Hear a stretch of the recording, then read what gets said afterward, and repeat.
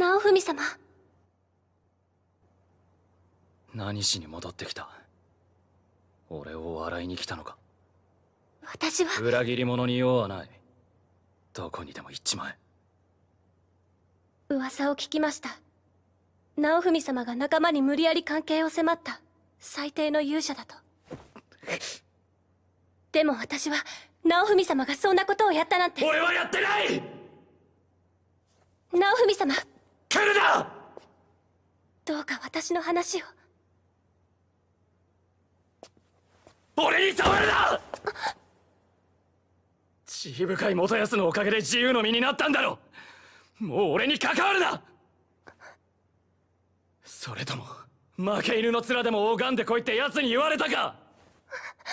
もうほっといてくれ。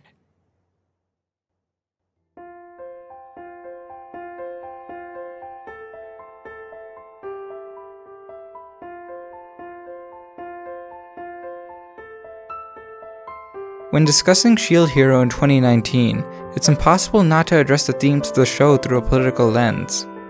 With its bold portrayal of a man being falsely accused of rape in its first episode, leading to that man to seek a life of bitter, cynical solitude, and then justifying that bitter, cynical solitude by showing a form of prejudice against this man coming from a world-encapsulating culture of antagonism directed at him, it's impossible not to acknowledge the show's political weight as it addresses the clash between the feminist movement and the men go their own way movement. And since these events that happened in Naofumi parallel the outcries of the men go their own way movement, it's hard not to see the show as anti-feminist. So why am I arguing the opposite? Well, to put it bluntly, a story is a lot more than the beats of its plot, and the presentation of a story can go a long way to affect the meaning of the tale we intake.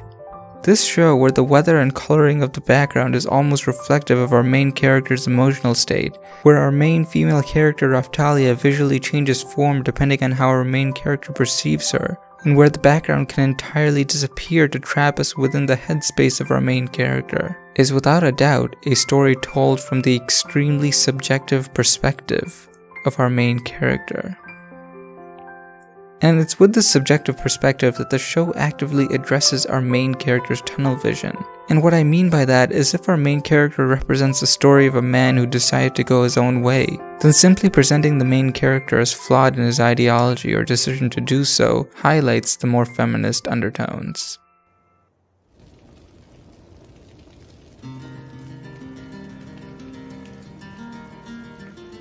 I 直文様を信じています。どうすれば私のことを信じてもらえますか？信じる？裏切ったのはお前の方だろ。私はどんなことがあっても直文様の味方です。嘘だ！そう言ってまた俺を騙すつもりなんだ。私は黙れ！お前たちはまた俺に罪を着せるつもりなんだ。ここじゃ俺は初めから負け組だった。どんなに頑張っても誰も認めてくれない。誰も信じてくれない。こいつのせいで俺は。There have been countless stories of people who have their views changed by surrounding themselves with a more diverse crowd. Homophobes who change when their gay sons come out to them. Racists who find a friend in a colored person. Extreme men-hating feminists who end up having a son.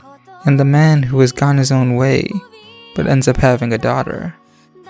For our shield hero, that daughter character is Raftalia. After attempting to survive this accursed world out to get them, him facing the prejudice of a false rape accusation, and her facing the prejudice targeted towards every member of her species, a fondness grows between them.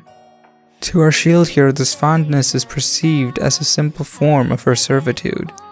There is a sort of, she's only helping me because I own her, or I saved her, or because she has nowhere else to go.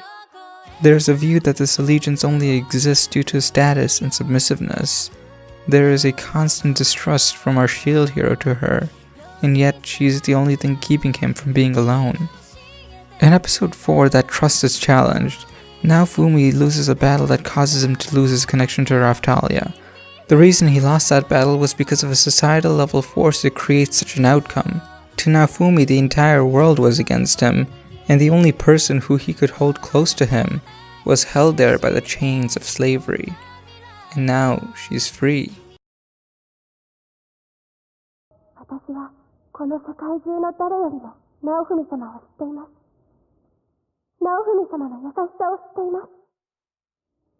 だから、世界中が直文様を悪く言っても、私は違うって、何回でも直文様はいい人なんだって言います。私の命を救い、剣を与え、生きる意味を教えてくれたのは直文様です。私はあなたの剣、たとえどんな苦難があろうとも、付き従います。それはずっと誰かに言ってもらいたかった言葉。いや、ラフタリアはずっと。私はあなたの剣です。どこへだってついていきます。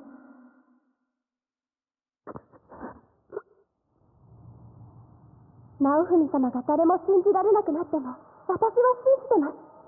私を救ってくれた直文様を、いえ、偉大なる